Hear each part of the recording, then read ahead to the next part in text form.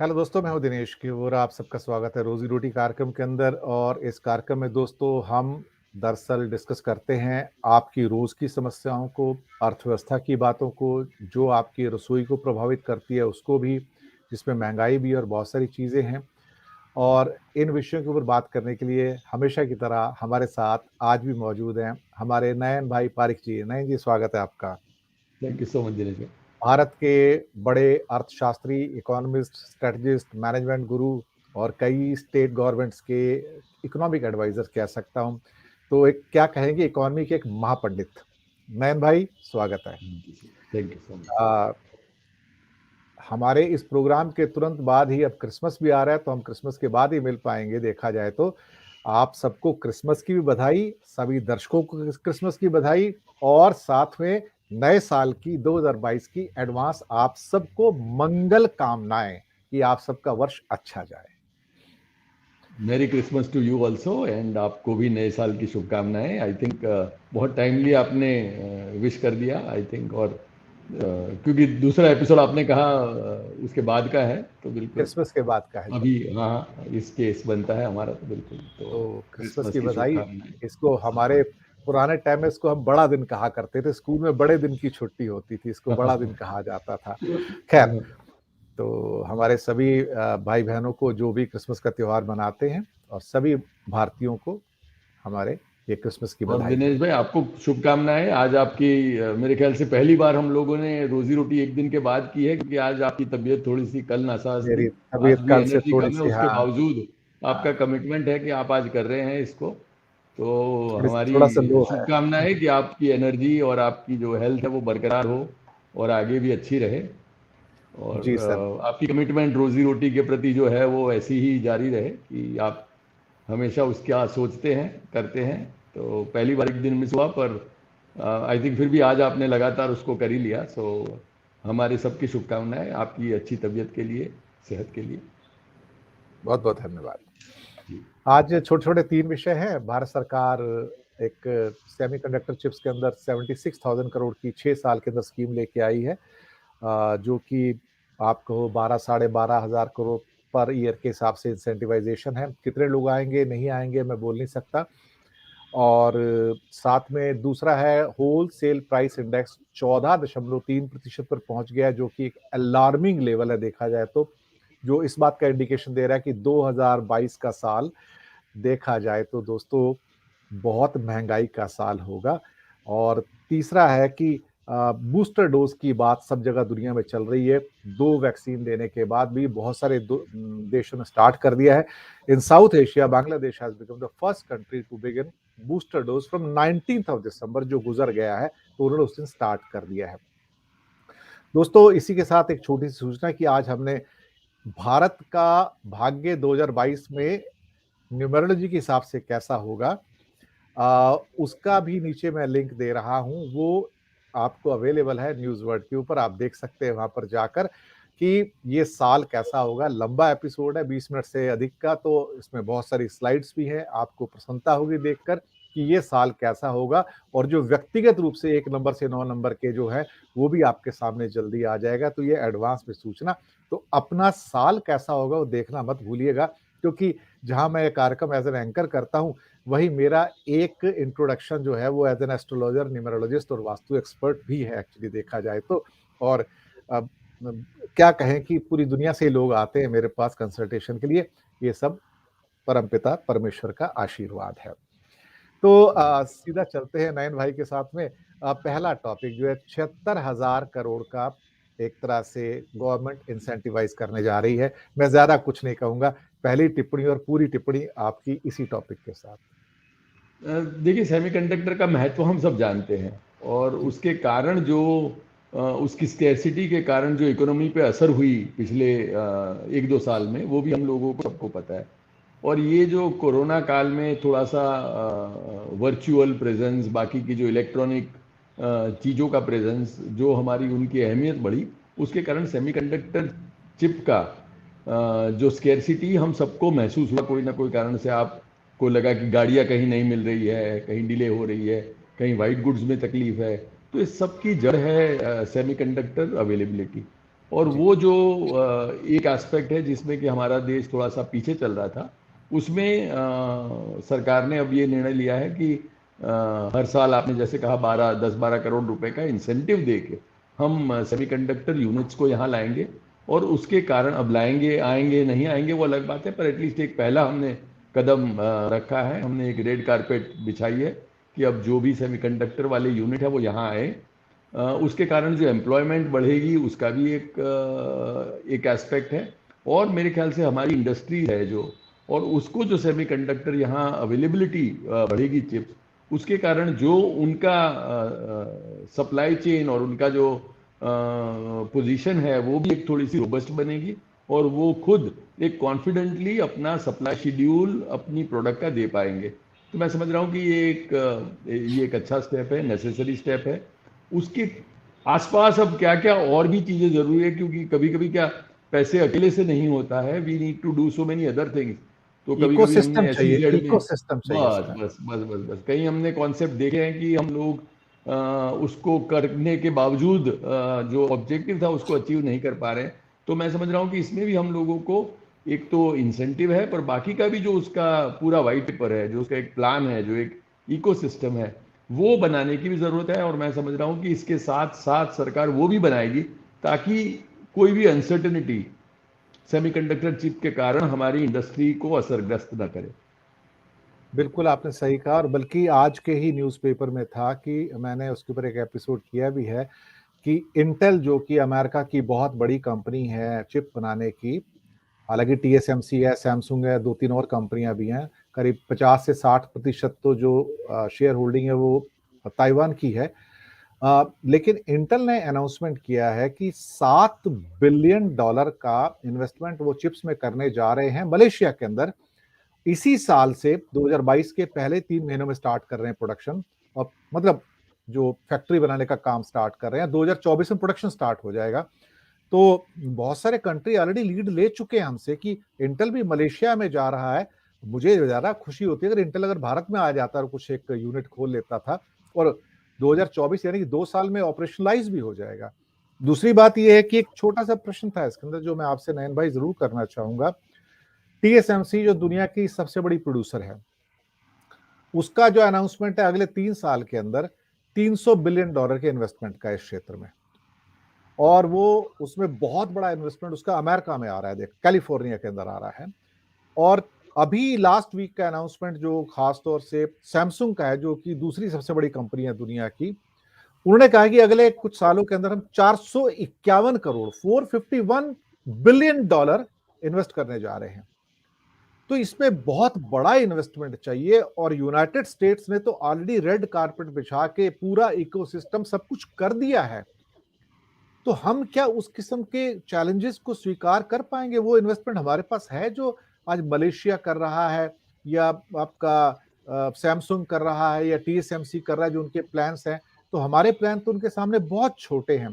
तो ये एक शुरुआत मात्र ही कही जाएगी, जिसके रिजल्ट आज से 10 साल बाद आएंगे, मुझे लगता है उससे पहले नहीं आएंगे। इस पर एक छोटा सा कमेंट आपका।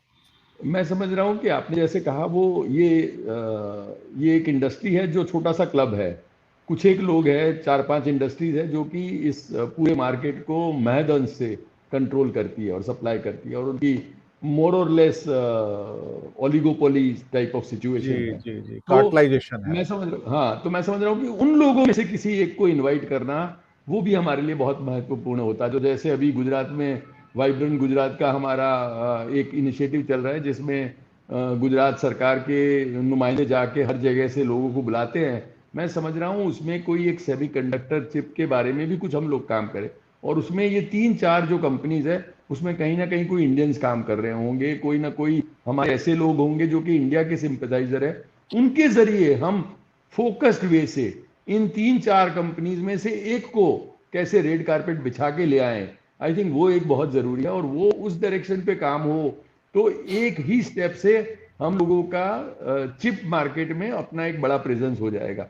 जैसे मलेशिया ने, हम तो सिर्फ न्यूज देख रहे हैं कि इस इंटेल को इनवाइट कर लिया, पर इसके पीछे जो उनके एफर्ट रहे होंगे, Malaysia would not be the only country जो इंटेल कंसिडर कर रही थी, पर उन्होंने जो रेड कारपेट बिछाया, उन्होंने जो फाइनली उनको जो भी चाहिए था वो दिया कि हमको आपका प्रेजेंस चाहिए, आपको क्या चाहिए।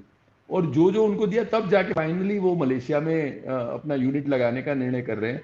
वैसे ही मैं समझ रहा हूँ कि हम लोगों को एक तो हमारी स्कीम हमने बनाई और एक ओवरऑल एनवायरनमेंट क्रिएट करने की कोशिश की, पर इसके अलावा फोकस तरीके से ये 3-4 बड़ी जो कंपनीज हैं उनको इंडिया लाने के एफर्ट यदि करें तो I think that would pave a good way forward and it would make a good start in India.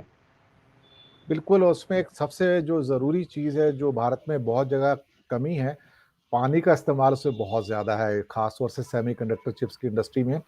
Per hour के अंदर जो आज ताइवान के अंदर जो कंज़म्पशन है, जो मिनरल वाटर लेवल का वाटर होता है, वो लैक्स ऑफ जो लीटर है पर आवर की कंज़म्पशन है उनकी उसके अंदर।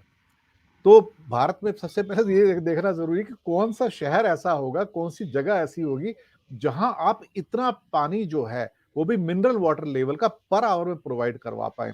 क्योंकि लाखों लीटर पर आवर प्रोवाइड करना इट्स ए हरक्यूलियन टास्क देखा जाए तो। लोग कहेंगे पानी का क्या काम है इलेक्ट्रॉनिक इंडस्ट्री में, लेकिन ये एक ऐसी इंडस्ट्री जिसमें लाखों लीटर पर आवर चाहिए और उसका जो ग्रेड होता है पानी का वो नॉर्मल वाटर नहीं है, it's a mineral water grade, उसमें एक स्पेशलाइज्ड ग्रेड होता है, उसको किया जाना चाहिए। तो देखते हैं क्या होता है। चलिए दूसरे हिस्से पे आते हैं। महँगाई बहुत बढ़ गई है सर। ये हमारा डब्ल्यूपीआई जो है होलसेल प्राइस इंडेक्स जो है 14.3 पर पहुँच गया है और अभी मैं एक इकोनॉमिक न्यूज़पेपर 2-3 देख रहा था पिछले 2-3 दिनों से, तो उन्होंने कहा कि this will start getting reflected in the retail price now index may be in 2 months time and don't get shocked if it crosses 8% even जो सीपीआई महँगाई है। सर 14.3 12 साल का रिकॉर्ड टूटा है, बहुत ज़्यादा हो गया सर ये। बिल्कुल आपने कहा है, ये तो एक वैश्विक समस्या है और इंडिया में तो हमारी हालत हम आपको पता ही है, पर अमेरिका में 40 साल के बाद कहीं इन्फ्लेशन जो है वो 8% पहुंचा है, यूके में 5% क्रॉस कर गया है।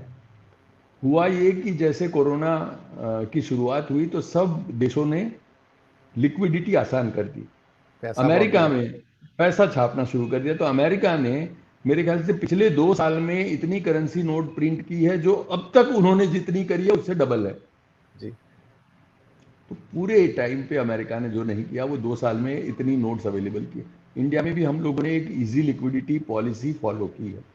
तो ये सब और सप्लाई साइड की जो हमारी कंस्ट्रेंट हुई उस सब के कारण महंगाई बढ़ गई और ये जो है वो एक ऐसी समस्या हो गई और हमारे देश के लिए वो और भी तकलीफदेह है, क्योंकि हमारे अगले एपिसोड में हमने देखा था कि इंडिया में 50% लोग ऐसे हैं जो इनकम इनइक्वालिटी के कारण कहीं 150 रुपया पर डे में गुजारा करते हैं, जो महीने का 5,000 से भी कम 4,500 रुपए की आय में अपना गुजारा उनको करना पड़ता। अब उसमें जब महंगाई बढ़ जाए तो 50% of our population will be so hard hit कि वो बिलो पॉवर्टी लाइन ऑलरेडी है, अब और कहाँ नीचे चले जाएंगे। और न्यूट्रिशन और हेल्थ पे इसका क्या असर पड़ेगा, क्योंकि जो WPI बढ़ा है उसमें फूड वगैरह का भी बढ़ा है, जी। ऑयल का भी बढ़ा है, तो ये सब सबका ही मिला है। के जो असर होगा, हाँ, तो ये सब मिला के हमारे रोजी रोटी देखने वाले शायद ऐसे कुछ मित्र भी होंगे जो कि ऐसे ये बिलो 50% वाली पॉपुलेशन में होंगे और इन सबको अपने आप को तैयार रखना पड़ेगा। 2022 जैसे आपने इंट्रोडक्टरी रिमार्क में कहा कि टफ टाइम्स आर हियर और हम लोगों को अपने आप को इसके लिए तैयार रखना पड़ेगा। और आगे का समय और भी थोड़ा सा मुश्किल लग रहा है। जैसे आपने कहा WPI में असर है वो कंज्यूमर प्राइस इंडेक्स तक आ ही जाएगा और अब तक हम लोग सोच रहे थे कि 2 से 5-6% तक के बैंड में हम लोग काम कर पाएंगे, वो शायद हम लोग क्रॉस करके आपने जैसे कहा 7-8% पे न चले जाएं। तो इस सब को ध्यान में रखते हुए रोजी रोटी हमारे देखने वाले हैं वो अपने बजट को संभाल के रखें। प्राइसेस बढ़ेंगे, इनकम हम लोगों को पता है कि थोड़ी सी प्रेशर में है। अब सरकार लिक्विडिटी की पोजीशन भी थोड़ी बदल रही है। अमेरिका से लेके फेडरल ने जो बोला, फिर यूके ने बोला, फिर अमेरिका में इंडिया में जो रिजर्व बैंक ऑफ इंडिया सोच रहा है, वो अब सब सोच रहे हैं कि इन्फ्लेशन को कंट्रोल करने के लिए लिक्विडिटी थोड़ी सी कंट्रोल में कम कम करेंगे। की जाए। हाँ, हाँ। तो अब अमेरिका और यूके में लोग इसका एक हद तक सामना कर पाएंगे, पर इंडिया में जो कि लोग ऑलरेडी महंगाई की चपत में है, वो यदि लिक्विडिटी कम होने के कारण पैसा भी हाथ में कम पाएंगे तो उनकी ओर तो ये डबल वेमी हो जाएगी और उस सब परिस्थितियों के लिए तैयार रखें अपने आप को, अपना जो भी है स्ट्रेंथ, अपना जो एरिया है, एक जो आपकी कोर स्ट्रेंथ है उसको बनाए रखिए। आपकी जो नौकरी, जो व्यवसाय आप कर रहे हैं उसको एक संभाल के रखिए, और ये टफ टाइम्स भी निकल जाएंगे। पर अब तो हमको अपने आप को ये टफ टाइम्स के लिए तैयार रखना है। बिल्कुल। और ये महंगाई का जो बम फूटने वाला है, हमारे मैंने कई एपिसोड्स किए हैं, श्रीलंका हो, पाकिस्तान हो, बांग्लादेश हो, नेपाल हो, भूटान भी उससे बच नहीं पाया है, वहां भी इन्फ्लेशन का इम्पैक्ट आ चुका है इस टाइम। तो सारे साउथ एशिया के जो देश हैं वो इस टाइम लपेटे में हैं अच्छी खासी महंगाई के। पूरा यूरोप, पूरा जापान, ऑस्ट्रेलिया, अमेरिका, हर जगह महंगाई का बम फूट रहा है। तो हमारे सारे जो व्यूअर्स हैं, जो पूरी दुनिया में जो इस प्रोग्राम को देखते हैं, वो इस बात के लिए तैयार रहे हैं कि इन्फ्लेशन वाइज ये अगला साल टफ ईयर है, आसान ईयर नहीं है। और लास्ट का छोटा एक टेल पीस सर, अभी तो ओमिक्रॉन जी भी आ गए और डेल्टा वापस से सिर उठा रहा है, और कई फ्लाइट्स बंद हो गई हैं यूरोप के अंदर। यूके और फ्रांस की फ्लाइट बंद हो गई है, नेदरलैंड पूरे लॉकडाउन में चला गया है, और शायद कुछ देश और यूरोप के लॉकडाउन के अंदर जा रहे हैं अगले कुछ दिनों में। शायद प्रतीक्षा है क्रिसमस की कि वो निकल जाए तो हम उसके बाद लॉकडाउन में चले जाएं, क्योंकि बड़ा ट्रिकी इशू हो जाता है, वहां का मेन त्योहार भी वही है। और उस पे बूस्टर डोज दिए जा रहे हैं सबको। और साउथ एशिया में बांग्लादेश ने पहल कर ली है, उसने लोगों को बूस्टर डोज देना 19 दिसंबर से स्टार्ट कर लिया है। सर बाकी देश पीछे रह रहे हैं, भारत भी पीछे रह गया है। कुछ सर रिक्वेस्ट भिजवाइए प्रधानमंत्री जी को कि बूस्टर डोज यहाँ भी स्टार्ट कर दें, at least for health workers and 60+ के जो लोग हैं उनको सुरक्षित करने के लिए। एक रिक्वेस्ट भिजवा दीजिए सर नयन भाई। नहीं नहीं, सही बात है। आपके ये कार्यक्रम के थ्रू मेरे ख्याल से जो भी देख रहे हैं उनको अपील यही है, सरकार को भी अपील यही है कि न सिर्फ ये कि हमारा ओमिक्रॉन के कारण जो भी हम वल्नरेबल है वो है, दूसरा हमारे जो पास डोजेज अवेलेबल है वो ऐसे ही पड़े रहे हैं। तो 17 करोड़ है। जिनको एग्जैक्टली बहुत ही ज़्यादा एक मेजर है, हम लोग तो पूरी दुनिया में भी अपने डोजेज दे रहे हैं। तो इसके साथ मैं समझ रहा हूँ कि एक बूस्टर डोज देने वाली बात में बहुत ज़्यादा सोचने का स्कोप मुझे नहीं दिख रहा है। आपके पास डोजेज अवेलेबल है। आज जिन्होंने 2 डोज ले रखे हैं, जो वल्नरेबल है, जो और लेना चाहते हैं, उनको दे दीजिए ना। अब आप ये कहेंगे कि मैं सबको 2 डोज दे दूं और उसके बाद ही बूस्टर का सोचूंगा, तो कई लोग ऐसे हैं जो कि इस बारे में इतने तैयार नहीं है, और उनको कोई ना कोई कारण से डोज नहीं लेने हैं, क्योंकि डोज तो अवेलेबल है। पर आज की तारीख में यदि कोई दूसरा डोज न लेना चाहे या कोई वैक्सीनेशन ही न लेना चाहे, तो उसके कारण मैं और दिनेश भाई जो कि 2 डोज लेके बैठे हैं और आगे कोई वल्नरेबल है, स्पेशली मैं गिन रहा हूं कि जो लोग डायबिटिक है, जो लोग ब्लड प्रेशर वाले हैं, जो लोग और कोई ना कोई दवाइयां ले रहे हैं, जो लोग कैंसर की ट्रीटमेंट ले रहे हैं, ये तो सब जो हेल्थ लाइन में फ्रंट लाइन में काम कर रहे हैं, ट्रैवल में है, ये सब वल्नरेबल है। उनके लिए तो एक ये चॉइस देना मेरे ख्याल से बहुत जरूरी है। बांग्लादेश ने पहल की तो मेरे ख्याल से अब हमको चौकन्ना हो के इमीडिएटली कर देना चाहिए। उसमें 2-5 दिन की भी क्यों वेट करे?